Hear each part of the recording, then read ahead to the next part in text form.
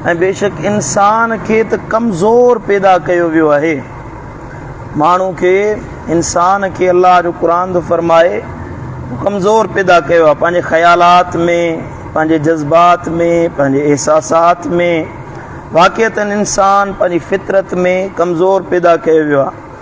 हमेशा अक्सर इंसान ते नफ़्स जो ग़लबो तकड़े अची वेंदो आहे, कॾहिं ग़िफ़लत जे करे, नफ़्स जी ख़्वाहिशुनि जे करे या शैतान जे विसविसनि जे करे माण्हू तकड़े गुनाहनि ॾे माइल थी वेंदो आहे। पोइ अल्लाह तो फरमाए त परेशान न थियो, युरीदुल्लाहु अन युख़फ़िफ़ अन्कुम, मां अल्लाह तव्हां ते आसानी करणु चाहियां थो। मां रब तव्हां जे लाइ आसानी जा दरवाज़ा खोलियां थो। अल्लाह पंहिंजे बाननि ते वॾी महिरबानी फरमाई आहे।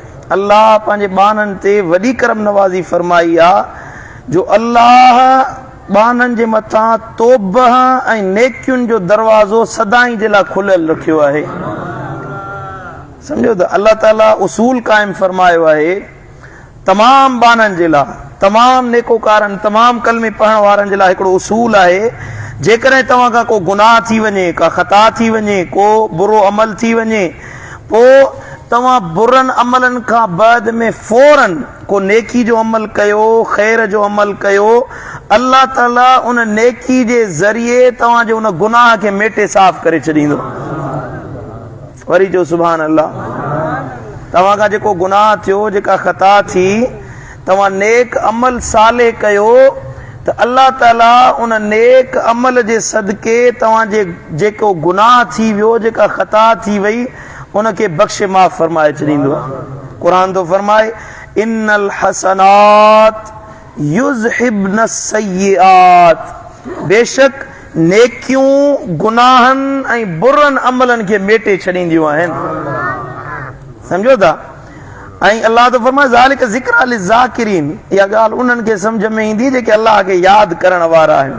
हे नसीहत खे क़बूल करण वारनि जे लाइ ॻाल्हि आहे त तव्हां जेको गुनाह जो कमु कयो था, ख़ता जो कमु कयो था, उहे गुनाह तॾहिं मेटिया वेंदा, ख़ताऊं तॾहिं बख़्शियूं वेंदियूं जॾहिं तव्हां अमल साले कंदो। जॾहिं माण्हू तौबा ताइब थिए थो, गुनाहनि जी माफ़ी वठे थो, अल्लाह खां बख़्शिश तलब थिए थो। क़ुरान तो फरमाए इल्ला मन ताब व आमन व अमिल अमलन सालिहा, उहे माण्हू जेके तौबा ताइब थियनि, ईमान आणे अमल सालिह कनि था, सुठा अमल कनि था, फउलाइक युबद्दिलुल्लाहु सय्यिआतिहिम हसनात, इहे ई माण्हू आहिनि जेके ताइब थी ईमान आणे मोमिन बणिजी अमल सालिह कनि था। इहे ई माण्हू आहिनि इन्हनि जे गुनाहनि खे मां अल्लाह नेकियुनि में तब्दील फरमाए छॾींदो। पहिरीं आयत में अल्लाह ताला फरमायो त तव्हां नेकी कयो, गुनाह करण खां बाद में नेकी कयो, नेकियूं गुनाहनि खे मेटे छॾींदियूं आहिनि। नेकियूं गुनाह खे छा कंदियूं आहिनि? मेटे छॾींदियूं आहिनि, ख़तम करे छॾींदियूं। पर हिन आयत में सूरत फुरकान वारी में अल्लाह तो फरमाए ईमान पक्का सच्चा मोमिन बणिजो, पोइ तव्हां अमल सालिह कंदा रहो, उन्हनि खे पंहिंजी आदत बणायो। अमल सालिहनि खे मिसाल तौर तव्हां इत्काफ में वेठा आहियो, तव्हां हींअर पंहिंजी गुज़िरियल ज़िंदगी जे गुनाहनि खे यादि कयो, तव्हां ख़ताउनि खे यादि कयो। हाणे हे जेको तव्हांजो अमल आहे, रोज़ो रखणु आहे, अमल साले करणु आहे, इत्काफ में वेहणु आहे, दुआऊं घुरणु आहे, इहो गुज़िरियल गुनाहनि खे मेटींदो रहंदो। पर हितां उथण खां बाद में तव्हां अहिड़ो त नेकियुनि सां मुहबत रखी, अहिड़ो त भलाई जे कमनि सां मुहबत रखी जो नेकी करणु तव्हांजी आदत बणिजी वञे, चङो अमल तव्हांजी आदत बणिजी वञे। निमाज़ पढ़णु, रोज़ो रखणु, ज़कात ॾियणु, ख़ैरात करणु, सुठी ॻाल्हि करणु, तौबह ताइब थियणु, का ख़ता थी वञे फौरन अल्लाह ॾे रुजू करणु, अल्लाह जो ज़िक्र करणु, अल्लाह खे यादि करणु, इस्तिग़फ़ार करणु पंहिंजी आदत बनाए छॾियो त रब जो क़ुरान तो फरमाए फउलाइक युबद्दिलुल्लाहु सय्यिआतिहिम हसनात, इहे माण्हू आहिनि इन्हनि जॾहिं पंहिंजो पाण खे नेक आदतुनि में मुब्तला रखनि, पंहिंजो पाण खे नेकियुनि जो आदी बणाए छॾनि, मां अल्लाह इन्हनि जे गुनाहनि खे मेटे नेकियुनि में तब्दील करे छॾींदो। अगरि ख़ता कई, गुनाह कई, बदकारी कई, बेफ़रमानी कई, उहे गुनाह मेटिजी वेंदा, उन्हनि जी जॻह ते नेकी लिखियल हूंदी।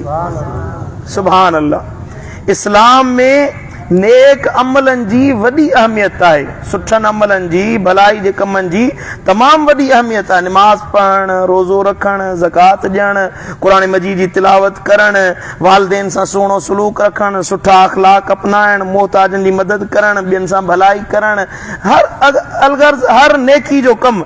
इहे अमल जेके इंसान गुनाह करे थो, उन्हनि जी माफ़ी वठण जी कोशिश करे थो त माफ़ी नथो वठी सघे, पर जॾहिं अमल साले करे ख़ुदि ब ख़ुदि दिलि में तौबह ताइब थियण जो जज़्बो पैदा थींदो, अल्लाह ॾे रुजू थियण जो साईं मुंहिंजा इरादो पैदा थींदो, पोइ इहे नेकियूं अल्लाह ताला इन नेकियुनि जे सबबा गुज़िरियल समूरियूं ग़लतियूं, गुज़िरियल समूरियूं ख़ताऊं, गुज़िरियल समूरा ॾोह ॾिंगायूं बदकारियूं उन नेकियुनि जे सदके अल्लाह बख़्श माफ़ फरमाए छॾींदो। जीअं गंदो कपिड़ो मेरो कपिड़ो हुजे, उनखे साबुण सां धोई साफ़ कबो आहे त अछो उजरो बणिजी वेंदो आहे, ईअं नेकियूं बि बुरायुनि खे मेटे, ख़तायुनि खे मेटे तव्हांजे नफ़्स ऐं रूह खे धोई साफ़ मुसफ़ा ऐं मुजल्ला बणाए छॾींदो। जेकॾहिं माण्हू सदको ॾे त इहो सदको माल जी मुहबत ख़तमु कंदो, बुख़ुल ख़तमु कंदो। जेकॾहिं माण्हू अल्लाह जो ज़िक्र करे त अल्लाह जो ज़िक्र हुन जे लाइ दिलयुनि जा ज़ंग धोई साफ़ कंदो, दिलि खे अल्लाह जे नूर सां मुनवर कंदो। जेकॾहिं माण्हू ख़िदमत ख़ल्क़ करे, समाजी ख़िदमतूं करे त इन सां तकब्बुर ख़तमु थींदो, अना ख़तमु थींदी। माना हर अमल उहो पंहिंजो पंहिंजो असर रखे थो, पंहिंजा असरात पैदा करे थो। अमल सालिह माण्हू खे नेक सालिह बणाईंदा, गुनाहनि खां साफ़ करे छॾींदा। मुनासिब त इहो आहे त माण्हू गुनाह करे ई न, मुनासिब इहो आहे माण्हू ख़ताउनि जे वेझो वञे ई न, गुनाह करे ई न, गुनाहनि खां पंहिंजो पाण खे बचाए, गंदनि कमनि गुनाहनि बदकारियुनि खां हर मुस्लमान खे बचण जी कोशिश करणु घुर्जे। छो त गुनाह इंसान जी दिलि खे कारो करे छॾींदा आहिनि। गुनाहनि जा अहिड़ा असरात आहिनि जो हिकिड़ो त रूह बीमार थी वेंदो आहे। इंसान जो जेकॾहिं गुनाह जा कम करे इंसान जो नफ़्स परेशानियुनि में मुब्तला थी वेंदो आहे। हे जेके ज़हनी ख़ल्फ़शार आहिनि, बुरा विसविसा आहिनि, या रिज़्क़ में बरकत नथी पवे, गुनाहनि जे करे इहे असरात ज़ाहिर थींदा आहिनि जेके इंसान खे दुनिया जी मुसीबतुनि, क़ब्र हशर जी मुसीबतुनि में विझी छॾींदा आहिनि। हज़रत सैयदना ज़िन्नून मिस्री रहमतुल्लाह ताला अलैहि जो फरमाए त जॾहिं मूंखां का गुनाह थींदो आहे त मूंखे उन जे असरात जी मुंहिंजे घर में ख़बर पवंदी आहे। मुंहिंजो पुटु बेफ़रमान थी वेंदो आहे, कॾहिं मुंहिंजी ज़ाल मुंहिंजो चयो न मञंदी आहे, मुंहिंजे साम्हूं अल्लाह ताला मुंहिंजे घर में को बिगाड़ पैदा कंदो आहे, अल्लाह ॿुधाईंदो आहे या तुंहिंजे गुनाह जी सज़ा ऐं उनजो असर अथई जेको तुंहिंजे घर में ज़ाहिर थियो आहे। तव्हां जेके बि दुनिया में अहिड़ा असरात ॾिसो था जेके तव्हांजी दिलि खे तकलीफ़ पहुचाइनि था, औलाद जी सूरत में आहे, बेबरकती जी सूरत में आहे, कर्ज़ जी सूरत में आहे, बीमारी जी सूरत में आहे, ॾुख जी सूरत में आहे, या तव्हां सभु अकुलमंद आहियो, सम्झो था त कहिड़ा बुरा असर ज़िंदगी ते पवनि था। इहे जेके बुराई जा असरात आहिनि इहे गुनाहनि जो सबबु आहे, ख़ताउनि जो सबबु आहे जेके इंसान खे बुराइनि में मुब्तला कनि था। हाजी लॾू थोरो आस्ते ॻाल्हि आहे, सम्झो था। इहे बुराई जा असरात आहिनि जेके इंसान ते बुरो असर विझनि था, सम्झो था। थी सघे त माण्हू गुनाह करे न, ख़ताऊं करे न, बुराई जा कम करे न, पर जेकॾहिं ख़ताऊं थी वञनि त भलो मुस्लमान उहो आहे जेको फौरन गुनाह खां बाद में नेक अमल करे ॾेखारे, साले अमल करे, साले कमनि में मसरूफ़ थी वञे, तौबह ताइब थिए, निमाज़ पढ़े, सदको ॾे, इस्तिग़फ़ार करे, माण्हुनि सां हुस्न सलूक करे, एहसान करे, भलाई जा कम करे। उहे भलाई जा कम इंसान जे रूह खे पाक कंदा, दिलि खे अल्लाह जी मुहबत सां मालामाल कंदा, नेकियुनि जी आदत पैदा कंदा, अल्लाह जी यादि पैदा कंदा, ज़िक्र जी तलकीन कंदा। उहे नेक अमल गुनाहनि जी मेर खे, असरात खे, गुनाहनि जा जेके बुरा असर पिया उन्हनि खे मेटे इंसान खे अल्लाह जे क़रीब करे छॾींदा। क़ुरान तो फरमाए वमन यामल सूअन औ यज़लिम नफ्सहू, जेको माण्हू गुनाह करे थो या पंहिंजी जान ते ज़ुल्म करे थो, लफ़्ज़ आहिनि अल्लाह जा। गुनाह करणु इहो ॿिए कंहिंजे लाइ माण्हू नथो करे। अल्लाह जो क़ुरान थो फरमाए इहे तव्हां पंहिंजी जान सां ज़्यादती था कयो। इहो जेको गुनाह कयो था इहो तव्हांजी जान सां ज़्यादती आहे, तव्हां पंहिंजो पाण सां ज़ुल्म था कयो। ज़ुल्म करणु माना कंहिंजो हक़ खाइणु, कंहिंसां ज़्यादती करणु, कंहिंखे मारणु, धक हणणु, कंहिंजी जाइ ते कब्ज़ो करणु, प्लाट ते कब्ज़ो करणु, कंहिंजे हथ में का शइ उहो खसे वठणु, इहो ज़ुल्म करणु आहे। इहो ॿियनि सां ज़ुल्म आहे, पर जेको तव्हां गुनाह था कयो, क़ुरान थो फरमायो तव्हां पंहिंजी जान ते ज़ुल्म करे रहिया आहियो, पंहिंजी जान जा तव्हां वेरी आहियो। रब थो फरमाए सुम्म यस्तगफिरिल्लाह, भला जे बुरो अमल थी वियो, पंहिंजी जान ते ज़ुल्म थी वियो त अल्लाह का माफ़ी वठो, यजिदिल्लाह गफूरर रहीमा, तव्हां अल्लाह खे बख़्शणहार ऐं रहम करण वारो लहंदो। अल्लाह जी रहमत तमामु वसी आहे, अल्लाह जी रहमत ॾाढी कुशादी आहे। जेको माण्हू सची दिलि सां नेकी कंदो, तौबा ताइब थींदो, अल्लाह जे दर ते मोट कंदो, पंहिंजी ज़िंदगी खे अहिड़नि कमनि में आदी बणाईंदो जेके अल्लाह फरमाया आहिनि, सुधरण जी कोशिश कंदो, अल्लाह ताला गुनाहनि खे माफ़ फरमाईंदो ऐं उनजे दर्जात खे बुलंद फरमाए छॾींदो। मदीने वारे साईं फरमायो, हज़रत सैयदना अबू ज़र ग़िफ़ारी ऐं हज़रत सैयदना मुआज़ बिन जबल, ॿ जलीलुल क़दर सहाबी आहिनि, सेदा फरमाइनि त इत्तक़िल्लाह हैसुमा कुंत वत्तबिअ सय्यअतल हसना तमहुहा खालिकिन नास बिखुलुकिन हसनिन। मदीने वारे साईं फरमायो त तव्हां अल्लाह खां डिॼो, जेतिरे क़दुरु थी सघे अल्लाह खां डिॼो ऐं तक़वा इख्तियार कयो। व अत्तबिअ सय्यअतिल हसनत तमहुहा, तव्हां नेक गुनाह खां बाद में नेकी कयो, नेकी गुनाहनि खे मेटे साफ़ करे छॾींदी आहे।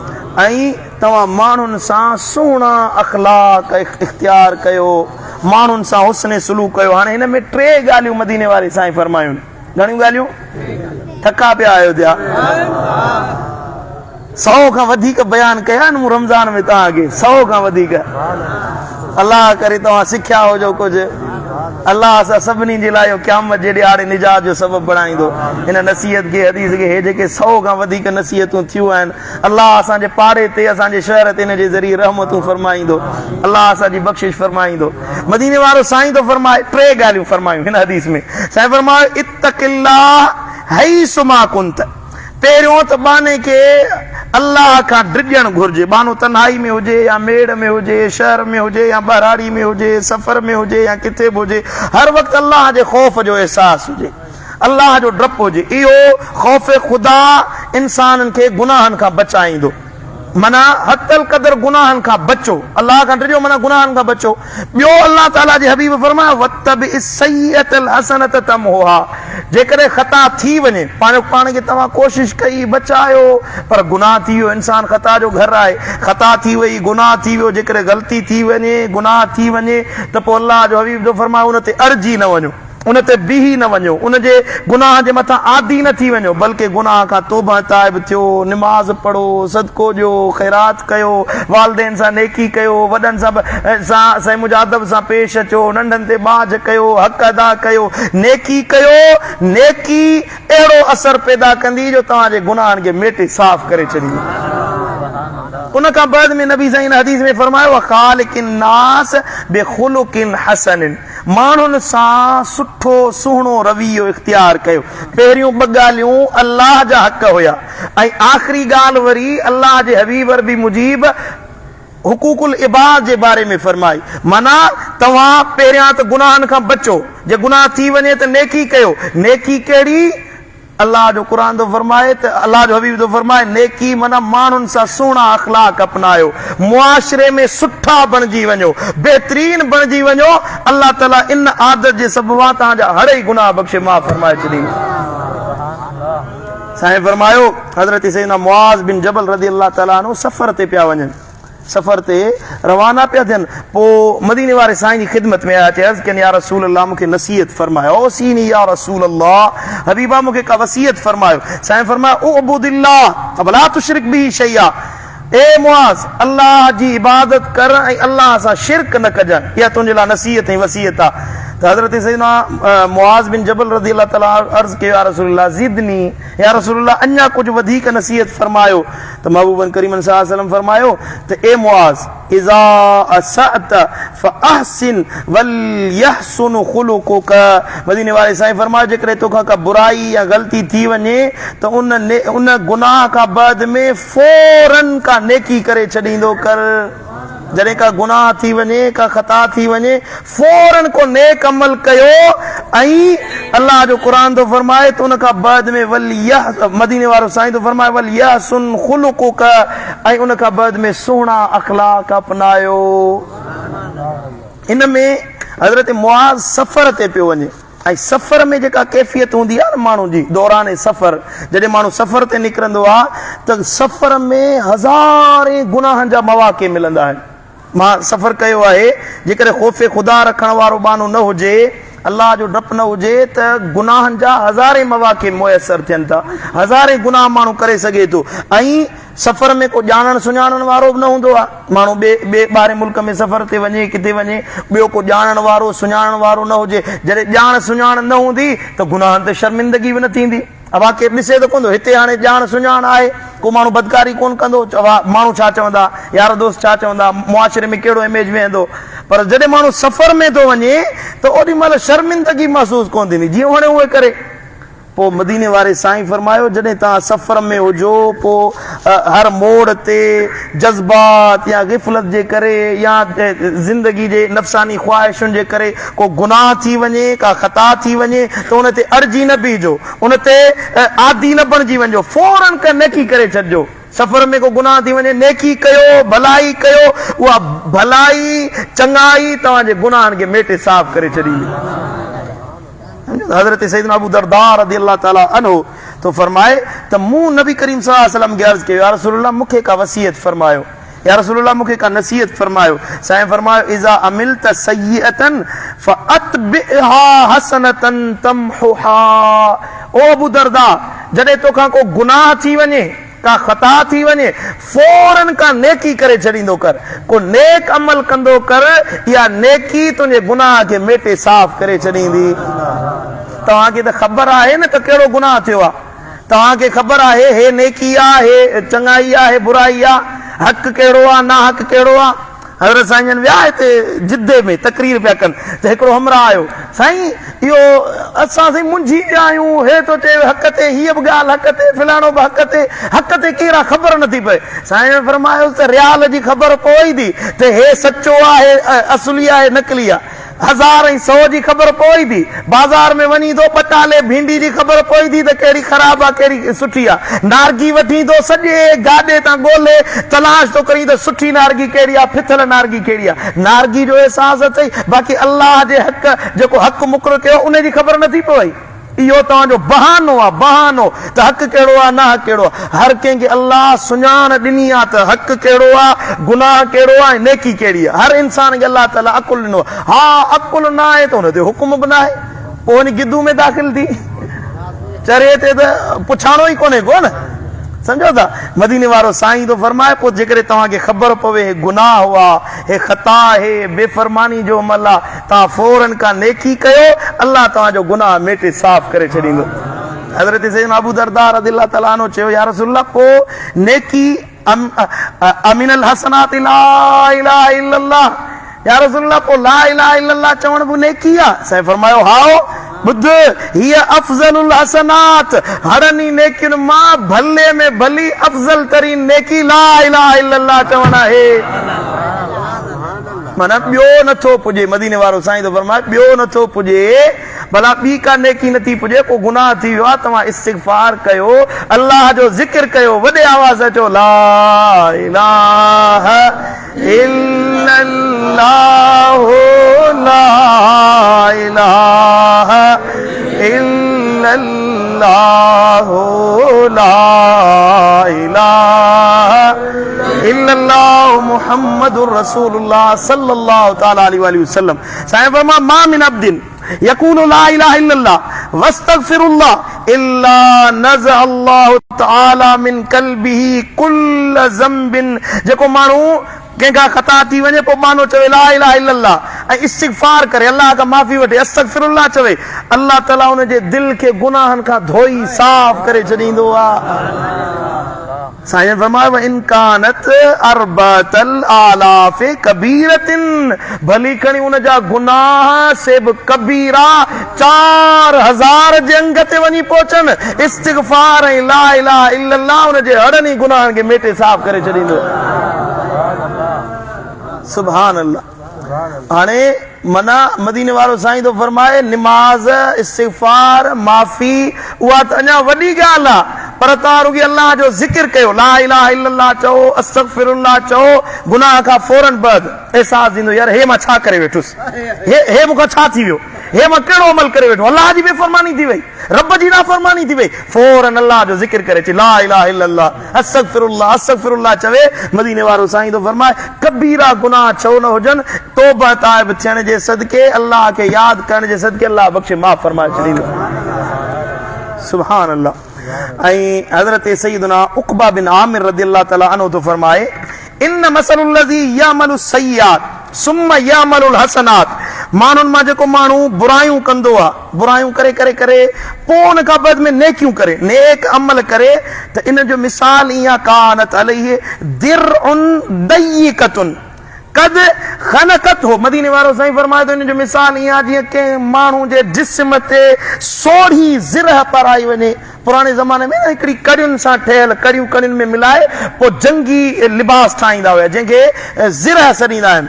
तव्हां हाणे त नायाब थी वई आहे, हाणे त हुनजी जॻह ते बुलेट प्रूफ जैकेट अची वियो आहे, न त पुराणा जेके तस्वीरूं तव्हां ॾिठियूं हूंदियूं त उन्हनि में ज़िरह पाइबी आहे, लोह जी ज़िरह हूंदी, उहा कड़ी कड़ी सां मिलंदी हुई। कुझु शादी हूंदी त माण्हू सफ़र में जंग में जिहाद में आसानी सां वेंदो हुयो, पर जे उहा सोढ़ी हुजे न माण्हू खे साह खणणु मुश्किल थी वेंदो हुयो। मदीने वारो साईं तो फरमाए पोइ कंहिंखे सोढ़ी ज़िरह पातल हुजे ऐं पोइ उहा खुले न, पोइ आस्ते आस्ते हिकिड़ी कड़ी कढे, वरी ॿी कड़ी कढे, वरी टीं कड़ी कढे, त उन जे मथां आसानी थींदी वेंदी। नबी साईं तो फरमाए गुनाह बि ईअं सोढ़ी ज़िरह वांगुरु आहिनि, जॾहिं माण्हू उनजी हिकिड़ी कड़ी कढंदो आहे, हिकिड़ो अमल करे त उनजो हिकिड़ो गुनाह बख़्शिजी वेंदो, वरी ॿियो नेक अमल करे ॿियो गुनाह बख़्शिजी वेंदो। ईअं जीअं कड़ियूं खुलंदियूं वेंदियूं आहिनि तव्हांजो नबी साईं तो फरमाए हत्ता तख़रुज इलल अर्द, जेकॾहिं कड़ी कड़ी सां खोलींदो अचे त उहा ज़मीन किरी वञी ज़मीन ते पवंदी, पट ते पवंदी।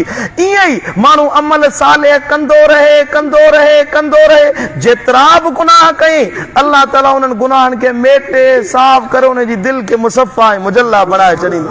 तव्हांजो उनजो नालो अल्लाह जे वलीअनि में लिखायो वेंदो आहे। सम्झो था, गुनाह इंसान खे जेकॾहिं माण्हुनि खे पंहिंजो आदी बणाए छॾनि त दिलि बीमार थी वेंदी, रूह बीमार थी वेंदो, इंसान मुहताज बणिजी वेंदो, अल्लाह जो बेफ़रमान बणिजी वेंदो, मदीने वारे साईं जो गुस्ताख बणिजी वेंदो, उन ते नसीहत असर न कंदी, उन ते क़ुरान असर न कंदो, उन ते नबी जो फरमान असर न कंदो। पर जॾहिं माण्हू नेक अमल करे, साले अमल करे त दिलि नरम थी वेंदी, ख़ौफ़ खुदा पैदा थींदो, अल्लाह जी मोहबत पैदा थींदी, मदीने वारे साईं जी ताबेदारी पैदा थींदी, हुकूकुल इबाद जो ज़हन में ख़्याल ईंदो त मां हिन जो हक़ अदा कयां, अबे जी ख़िदमत जो ज़ौक़ पैदा थींदो, अम्मा सां मोहबत जो ज़ौक़ पैदा थींदो, बचनि ॿारनि जी सुठी तरबियत कंदो। उहो तॾहिं थींदो जॾहिं तव्हां साले अमलनि जी आदत अपनाईंदो। इन जे करे नबी साईं उसूल बयान कयो, मतिलबु इहो निकितो, नतीजो इहो निकितो, जॾहिं ख़ता थी वञे, गुनाह थी वञे, कुल्लु इब्न आदम ख़ताउन, हर आदम जो औलाद खाती आहे, गुनाह थी वञे फौरन नेकी कयो, अल्लाह तव्हांजा गुनाह बख़्शे माफ़ फरमाए छॾींदो। अल्लाह ताला शाल अमल जी तौफ़ीक़ अता फ़रमाए। अल्लाहुम्मा सल्लि अला नबीना मुहम्मद।